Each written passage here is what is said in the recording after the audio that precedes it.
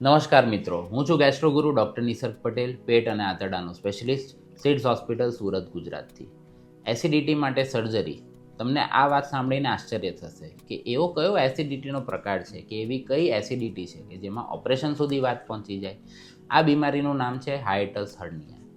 હાયટસ હર્નિયામાં આપણું જે પેટ છે તે ઉપર ચડી જાય છે અને પેટ અને અન્નનળી વચ્ચેનો જે વાલ છે તે ખુલ્લો થઈ જાય છે, જેના લીધે પેટમાં રહેલું એસિડ આપણા ગળાને છાતી સુધી આવે છે અને એના લીધે આપણને સખત એસિડિટી થાય.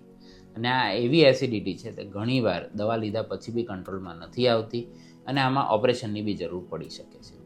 હવે કોણે હાયટલ હર્નિયા થાય, એના શું લક્ષણો હોય, એના કયા ટેસ્ટ કરવાના, આ બધી જ વસ્તુ આપણે પાર્ટ 1 ઓફ ધીસ વિડીયોમાં ડિસ્કસ કરેલી છે. એટલે જો તમે પહેલો ભાગ ના જોયેલો હોય તો એને ખાસ જો, મેં લિંક નીચે આપેલી છે, એ જોશો એટલે તમને ખ્યાલ આવશે કે હાયટલ હર્નિયા શું છે અને પછી તમે આ વિડીયો પાછો જોજો. આ વિડીયોમાં આપણે ડિસ્કસ કરવાના છે કે કયા પેશન્ટ્સને હાયટસ હર્નિયામાં સર્જરીની જરૂર પડે. એવું નથી કે જો તમને હાયટલ હર્નિયા છે તો બધાએ સર્જરી કરાવવી જ પડે. એ પેશન્ટ આપણે સિલેક્ટ કરવા પડે કે ભાઈ હા, આ પેશન્ટને સર્જરી કરવાથી ફાયદો થશે. અમુક પેશન્ટ એવા બી હોય કે તમે સર્જરી કરો ને નુકસાન બી થાય. તો આ કયા પેશન્ટને સર્જરી કરવી, અને સર્જરીના બી 3-4 અલગ અલગ પ્રકારો છે. તો કયા પેશન્ટમાં કઈ પ્રકારની સર્જરી કરવી, એ બધી જ વસ્તુ આપણે આ વિડીયોમાં ડિસ્કસ કરવાના છે. આ વિડીયો ખૂબ જ ઇન્ટરેસ્ટિંગ છે, તમને જોઈને બહુ જ મજા આવશે. એટલે વિડીયોના એન્ડ સુધી પ્લીઝ મારી જોડે બન્યા રહેજો. વિડીયો જો તમને પસંદ આવે તો લાઇક કરજો, ચેનલને સબસ્ક્રાઈબ કરજો અને આ વિડીયોને તમે જેટલા બી લોકોને સાથે શેર કરી सकता हो तो शेयर करजो, કેમ કે એ લોકોને બી ऑथेंटिक इन्फॉर्मेशन મળે. गैस्ट्रोगुरु के साथ बढ़ाएं अपने पाचन स्वास्थ्य का अनुभव, जहां विज्ञान और वास्तविक ज्ञान मिलते हैं. ऑथेंटिक मेडिकल हेल्थ इंफॉर्मेशन, गैस्ट्रोगुरु के संग. તો ચાલો આપણે ચાલુ કરીએ આજનો વિડીયો કે હાયટલ હર્નિયામાં કયા પ્રકારની સર્જરી કરવી ને કયા ટેસ્ટ કરવા. સૌ પ્રથમ એસિડિટી માટે એ જાણવું જરૂરી છે કે તમારા લક્ષણો કયા પ્રકારના છે. મોટાભાગના લોકોને છાતીમાં બળતરા, દુખાવો, ખાટા તીખા ઓડકાર, આ બધા લક્ષણ આવતા હોય, જેને અમે લોકો એસિડ રિફ્લક્સ રિલેટેડ સિમ્ટમ્સ કહીએ. એટલે જો તમને લાંબા ટાઈમથી એસિડ રિફ્લક્સ રિલેટેડ સિમ્ટમ્સ છે, લાંબા ટાઈમનો મતલબ કે 3 કે 6 મહિનાથી વધારે, અને જો તમે એસિડિટીની દવા લો છો અને ફાયદો નથી થતો, અથવા તો એસિડિટીની દવા જ્યાં સુધી લો છો ત્યાં સુધી જ ફાયદો થાય છે, તો તમારે આગળ ટેસ્ટ કરવા જોઈએ. એટલે આ બધા પેશન્ટનો અમે ટેસ્ટ કરીને જોઈએ. જ્યારે બી અમે એન્ડોસ્કોપી કરી અને અમને હાયટલ હર્નિયા દેખાય, એટલે જેમ મેં એન્ડોસ્કોપીની ઇમેજ આપેલી છે કે નોર્મલ આ જે કાળો ભાગ દેખાય છે આપણો એન્ડોસ્કોપ છે, એટલે કે દૂરબીન છે. જો દૂરબીન અને વચ્ચે આની વચ્ચે જગ્યા નથી હોતી, એનો મતલબ કે તમારો વાલ ટાઈટ છે. જેમ કે તમે આ ઇમેજમાં જોઈ શકો છો કે આપણા દૂરબીન અને અન્નનળી વચ્ચે મોટી ગેપ છે, આખો ખાડો જ પડી ગયેલો છે. તો આ છે હાયટલ હર્નિયા. એટલે જે લોકોને બી હાયટસ હર્નિયા હોય, સૌથી પહેલાં અમે સિમ્ટમ્સ જોઈએ કે ભાઈ તમને લક્ષણો શું છે. એના પછી અમે એવું જોઈએ કે ભાઈ તમને દવાથી ફાયદો થાય છે કે નથી થતો, અને જો દવાથી ફાયદો થાય છે તો દવાનો કેટલો ડોઝ તમને લેવો પડે છે. એટલે જ્યારે બી અમને કોઈ વાર પેશન્ટમાં હાયટલ હર્નિયા એન્ડોસ્કોપી કે બેરિયમ કે સીટી સ્કેનમાં દેખાય, તો અમે સૌથી પહેલાં એ જ જોઈએ કે લક્ષણ છે કે નહીં. એટલે આપણે જેમ આ મેં તમને એક ઇમેજ આપી છે, એમાં જોઈ શકો છો કે તમને હાયટલ હર્નિયા છે પણ કોઈ બી લક્ષણ નથી, તો આમાં કશું જ કરવાની જરૂર નથી. પણ હા, જો તમને લક્ષણ છે તો સૌથી પહેલાં ડાયરેક્ટ સર્જરી નથી કરવાની. સૌથી પહેલાં તમે લાઇફસ્ટાઈલમાં ચેન્જીસ કરવાના છે, ખાવા પીવામાં ધ્યાન રાખવાનું છે અને એસિડિટીની દવાઓ લેવાની છે. ખાવા પીવામાં શું ધ્યાન રાખવાનું? તો તીખું, તળેલું, તેલ, મરચાં, આદુ, લસણ, ચા, આ બધી વસ્તુ ઓછી કરી દેવાની કે જેનાથી એસિડ રિફ્લક્સ તમને વધે છે. જે બી ચીકાશવાળી વસ્તુ ખાઓ એનાથી બી એસિડિટી વધે. બીજું, ઓબ્વિયસલી જ્યારે બી તમારો વાલ ખુલ્લો થઈ ગયો છે, એવું સમજો કે અહીંયા એક બોટલ છે, એના ઉપર ઢાંકણું છે. અગર જો એ ઢાંકણું ટાઈટ છે તો તમે બોટલને આડી બી કરી દો છો તો વાંધો નથી, પણ આપણા પેટનું જે ઉપરનું ઢાંકણું છે એ ઢીલું થઈ ગયેલું છે. એટલે જ્યારે બી તમે ખાઈને આડા પડો છો તો એ બધું એસિડ ઉપર વધારે આવશે. એટલે ખાધા પછી કમસે કમ 3-4 કલાક સુધી તમારે આડા પડવાનું નથી, કેમ કે પેટને ખાલી થવાનો ટાઈમ 3થી 4 કલાક છે. એટલે જો તમે ખાઈને તરત આડા પડશો તો એ બધું એસિડ ઉપર આવશે. એટલે ખાવા પીવામાં તીખું, તળેલું, ચીકાશવાળી વસ્તુ ઓછી ખાવાની છે. ખાધા પછી કમસે કમ 3 કે 4 કલાક તમારે ટટ્ટાર બેસવાનું છે કે ચાલવાનું છે, ઊભા રહેવાનું છે, આડા પડવાનું નથી. અને એસિડિટીની દવા ડૉક્ટરની સલાહ પ્રમાણે યોગ્ય ડોઝ અને યોગ્ય સમય માટે લેવાની છે. ખાવા પીવામાં બીજું તમે શું શું કાળજી રાખી શકો એનો બહુ જ ડિટેલ વિડીયો છે. મેં તમને આ લિંક આપેલી છે, નીચે ડિસ્ક્રિપ્શનમાં જજો, એ લિંક તમે ક્લિક કરશો તો એ વિડીયો ખુલશે. અમે એવું માનીએ છીએ કે જે બી વ્યક્તિને એસિડિટીની દવા મહિનામાં 6 કે 8 વારથી ઓછી લેવી પડે છે તો એ એસિડિટીની દવાથી કોઈ મેજર નુકસાન થતું નથી. પણ જે લોકોને એસિડિટીની દવા રેગ્યુલર લેવી પડે છે અને એ લોકોની ઉંમર નાની છે, એટલે ફોર એક્ઝામ્પલ કે તમારી ઉંમર 35 વર્ષ છે, તમને હાઇટસ હર્નિયા છે, તમે દવા લઈ લઈને કંટાળી ગયા છો, થાકી ગયેલા છો અને તમે જેવી જ દવા બંધ કરો છો એટલે તમને એસિડિટી વધી જાય છે, તો આના માટે તમારે સર્જરી કરવી એક યોગ્ય ઓપ્શન છે. એટલે જે લોકોને એસિડિટી દવા કામ નથી કરતી, અથવા તો જે લોકોને એસિડિટીની દવા લઈને કંટાળી ગયા છે, અથવા તો એસિડિટીની દવા લેવાથી કોઈ સાઈડ ઇફેક્ટ થાય છે કે વધારે દવા લેવી પડે છે, તો એના માટે તમારે સર્જરીનો ઓપ્શન છે. હવે સર્જરી તમારે કઈ રીતે કરવાની એ આપણે કઈ રીતે નક્કી કરીએ, તો એની પહેલાં અમે લોકો ટેસ્ટ કરીએ. સૌથી જે પહેલો ટેસ્ટ હોય એ બેરિયમ હોય, જેનાથી તમને હર્નિયા છે કે નહીં એ ખબર પડે. ઘણીવાર હવે આપણે બેરિયમ નથી કરાવતા હોતા, ડાયરેક્ટ એન્ડોસ્કોપી કરતા હોય. એન્ડોસ્કોપીમાં અમે જ્યારે દૂરબીન ઉતારીને જોઈએ તો અન્નનળીની સૌથી પહેલાં ચામડી જોઈએ. જો ચામડીમાં અલ્સર હોય કે ત્યાંથી બ્લીડિંગ થતું હોય તો સૌથી પહેલાં દવા આપીને અલ્સર રૂજ આવે પછી આપણે સર્જરી કરી શકીએ. એન્ડોસ્કોપીમાં બીજું કંઈ કોમ્પ્લિકેશન હોય, જેમ કે બેરેટ્સ ઇસોફેગસ હોય કે કોઈક વાર રેડલી કેન્સરની ગાંઠ બી હોઈ શકે, એ બી આપણને ખબર પડે. અન્નનળી તમારી સંકોચાઈ ગયેલી હોય, જેની ઇસોફેગસ સ્ટ્રક્ચર હોય, તો એન્ડોસ્કોપીથી અમે બલૂનથી એ જગ્યાને પોડી બી કરી શકીએ. હર્નિયા ક્યાં છે ને કેટલી સાઇઝનું છે એ બી અમને ખબર પડે. એટલે endoscopy is a must test, એટલે કમ્પલસરી ટેસ્ટ છે જ્યારે તમને ઓપરેશન કરવું હોય. એના પછી સર્જન લોકો સીટી સ્કેન કરાવે. સીટી સ્કેન મેઇનલી સ્ટમકની પોઝિશન અને ફૂડ પાઇપ એટલે કે અન્નનળીની પોઝિશન કેવી છે, આજુબાજુ કોઈ મોટી નસ કે વેસલ જાય છે કે નહીં, એટલે ઓપરેશન દરમિયાન એ વેસલ કટ ના થઈ જાય, ભૂલથી કોઈ નસ કપાઈ ના જાય એના માટે, અને કે લંગ પર દબાણ છે કે હૃદય પર દબાણ છે, આ બધી વસ્તુ આપણને સીટી સ્કેનમાં જોવા મળે. એના પછીનો જે ટેસ્ટ આવે એ મેનોમેટ્રી ટેસ્ટ હોય. મેનોમેટ્રીમાં જેમ આપણે શર્ટ સીવડાવવા જઈએ તો એમાં આપણે માપ કાઢવું પડે, એવી જ રીતે આપણે સર્જરી કરતાં પહેલાં અન્નનળી અને જે પ્રેશર છે એનું માપ લેવું પડે. એ ટેસ્ટને આપણે મેનોમેટ્રી ટેસ્ટ કહીએ, એની ડિટેલ્સ મેં આગલા વિડીયોમાં કીધેલી છે. મેનોમેટ્રીમાં આપણને શું ખબર પડે? નંબર 1 કે તમારી હાઇટસ હર્નિયાની સાઇઝ કેટલી છે એ ખબર પડે, અને અન્નનળીનું પ્રેશર બરાબર છે કે નહીં એ ખબર પડે. આપણે મેઇનલી હાઇટસ હર્નિયામાં પ્રોબ્લેમ શું થાય છે કે ભાઈ આ જગ્યા ખુલી ગઈ છે, એટલે પેટનું બધું ખાવાનું ને એસિડ ઉપર છલકાય છે. એટલે ઓબ્વિયસલી આપણે સર્જરીમાં શું કરવાનું હોય, આ વાલને ટાંકા મારીને ટાઈટ કરી દેવાનો હોય. અગર જો વાલને તમે પૂરો ટાઈટ કરી દો તો શું પ્રોબ્લેમ થાય? જ્યારે તમે ખાવાનું કે પાણી ખાઓ છો ને વાલને વધારે પડતો ટાઈટ કરી દીધો તો ખાવાનું ને પાણી અટકે. એટલે એ ના અટકે એના માટે જ આપણે મેનોમેટ્રી ટેસ્ટ કરીને જોતા હોય કે તમારી અન્નનળીનું પ્રેશર કેટલું છે. આપણે જ્યારે બી ખાવાનું ને પાણી ખાઈએ તો અન્નનળી એને ધક્કો મારીને પેટમાં નાખતું હોય, પણ જો તમારી અન્નનળી વીક થઈ ગઈ છે, કમજોર થઈ ગઈ છે, ધક્કો નથી મારી શકતી, અને જો તમે નીચેના વાલને વધારે પડતો ટાઈટ કરી દો છો તો આનાથી તમને પ્રોબ્લેમ થાય અને તમારે બીજી વાર ઓપરેશન કરીને વાલ ખોલાવવો પડે. કોઈક વાર જરૂર પડે તો અમે 24 અવર પીએચ મેટ્રી ટેસ્ટ એટલે કે એસિડ કેટલું ઉપર આવે છે એ જોવા માટે કરતા હોય.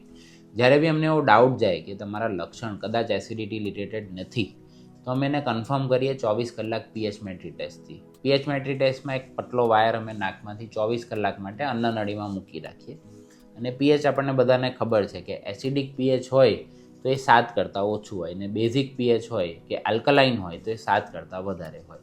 આપણું જે પેટનું પીએચ છે નોર્મલ 4-4.5 જેટલું રહેતું હોય. એટલે જ્યારે બી એ પેટનું એસિડ આપણે અહીંયા અન્નનળીમાં રહેલા એ તારને ટચ કરે તો એટલી વાર માટે એસિડ ઉપર આવે છે એવું આપણે માનીએ. અને 24 કલાકમાં જો તમને 6% કરતાં વધારે ટાઈમ એસિડ ઉપર રહેતું હોય તો એનો મતલબ કે તમને એસિડિટીનો ખરેખર પ્રોબ્લેમ છે, અને વાલને ટાઈટ કરાવવાથી એ તમને ફાયદો થશે. તો આપણે આ બધા ટેસ્ટથી, એટલે એન્ડોસ્કોપીમાં વાલ કેટલો મોટો છે, અન્નનળીમાં કંઈ પ્રોબ્લેમ છે કે પેટમાં કંઈ પ્રોબ્લેમ છે કે નહીં, અન્નનળીનું પ્રેશર કેટલું છે, મેનોમેટ્રી, આ બધી જ વસ્તુ આપણી પાસે હોય તો આપણે પ્લાન કરી શકીએ કે ભાઈ આપણે ઓપરેશન કઈ રીતે કરવું. ઓપરેશનના મેઇનલી 4 પ્રકાર છે. નંબર 1 જેને ઇન્સિઝનલ લેસ ઓપરેશન કહીએ, એટલે એ ઓપરેશન આપણે દૂરબીનથી જ કરી શકીએ, જેનું એક નામ છે ગર્ડેક્સ કરીને. એમાં આપણે દૂરબીનથી જ અંદરથી ટાંકા લઈ શકીએ. પણ જો તમારો એ જે હાઇટલ હર્નિયા છે, એટલે જે અન્નનળીનો અને જઠરનો ભાગ ઉપર ચડી ગયેલો છે એ 2 સેન્ટીમીટર કરતાં ઓછો હોય તો જ તમે ગર્ડેક્સ કરી શકો. બીજા અમુક વસ્તુ ઓપરેશન છે જેને અમે લોકો મેગ્નેટિક ઓગમેન્ટેશન કહીએ, જે હજુ ઇન્ડિયામાં અવેલેબલ નથી. એટલે બંને બાજુ આપણે જો મેગ્નેટ લગાવી દઈએ અને મેગ્નેટ એવા હોય કે જ્યારે ખાવાનું જાય ત્યારે જગ્યા ખુલે ને પછી બંધ થઈ જાય. જો તમને એક નાનું હર્નિયા હોય અને એસિડિટીનો પ્રોબ્લેમ ના વધારે રહેતો હોય તો મેગ્નેટિક પદ્ધતિ બી એક સારું ઓપરેશન છે, પણ હજુ એ ઇન્ડિયામાં અવેલેબલ થયું નથી. બીજું હોય દૂરબીનથી ઓપરેશન, એટલે કે લેપ્રોસ્કોપિક હર્નિયા રિપેર કહીએ. એટલે જે દૂરબીનથી કરવાવાળા ઓપરેશન છે, એટલે કે લેપ્રોસ્કોપિકલી થાય, એ બે પ્રકારના ઓપરેશન છે. એક છે ગેસ્ટ્રોપેક્સી. ગેસ્ટ્રોપેક્સી વિથ હર્નિયા રિપેર. એમાં એ લોકો શું કરે, જેમ આપણે જોયેલું હતું કે આ છાતીનો ભાગ છે, આ પેટનો ભાગ છે, એ બંનેની વચ્ચે ડાયાફ્રામ છે. એટલે ડાયાફ્રામ એક મસલ છે જે એક ચાદર જેવું છે ને વચ્ચે એક કાણું છે. એટલે અન્નનળી અહીંયાથી જાય અને નીચે આપણું જઠર હોય. આ જો કાણું બહુ મોટું હોય તો એના લીધે આપણું આ જે જઠર છે તે ઉપર ચડી જાય. એટલે ઓબ્વિયસલી સર્જન લોકો શું કરે કે આ જઠરને નીચે કરે, આ કાણાને ટાંકા મારીને રિપેર કરે, અને પાછું આપણું જે જઠર ઉપર ના ચડી જાય તો એ જઠરને સાઈડમાં કોઈ એક જગ્યાએ ટાંકો મારી દે, એટલે જેથી ઉપર ચડી ના શકે. આ ઓપરેશનને ગેસ્ટ્રોપેક્સી કહેવામાં આવે. એટલે જ્યારે બી અન્નનળીનું પ્રેશર બહુ જ વીક છે તો જે સર્જન લોકો છે આ વાલને ટાઈટ કરતા નથી. ખાલી જે કાણું જે મોટું થઈ ગયું હોય તે કાણાને થોડુંક નાનું કરી દે કે ત્યાં આગળ કોઈ નેટ મૂકી દે, અને જઠર ઉપર ના ચડે તો એની બાજુમાં એક ટાંકો મારીને મૂકી દે. અને બીજું છે કે જેમાં તમે અન્નનળીનો વાલ ટાઈટ કરો છો.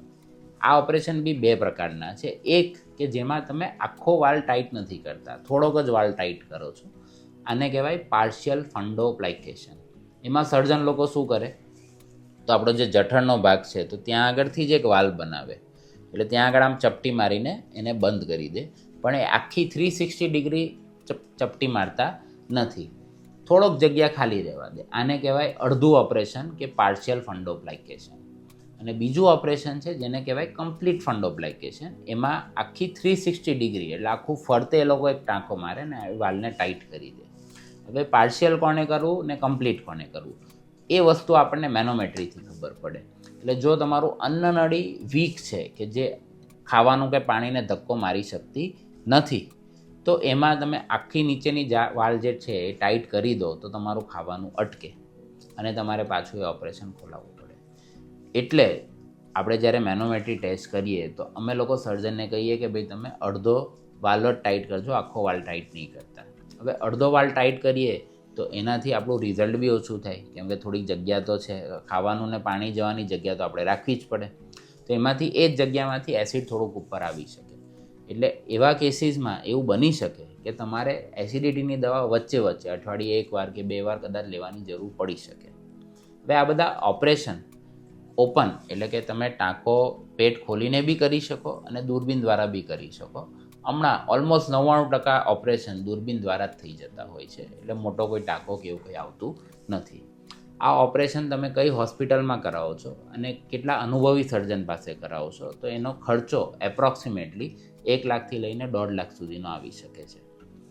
મા કાર્ડમાં બી અમુક ડૉક્ટરો અને અમુક હોસ્પિટલમાં આ ઓપરેશન એટલે આયુષ્માન કાર્ડ જો તમારી પાસે હોય તો તમે તમારા સિટીની આજુબાજુ તપાસ કરી શકો. ઘણા સર્જન આ ઓપરેશન મા અમૃતમ કાર્ડમાં કે આયુષ્માન કાર્ડમાં કરતા હોય છે. આ ઓપરેશનમાં રિકવરીનો કેટલો ટાઈમ લાગે તો નોર્મલી 3 થી 5 દિવસ એડમિટ રહેવું પડે.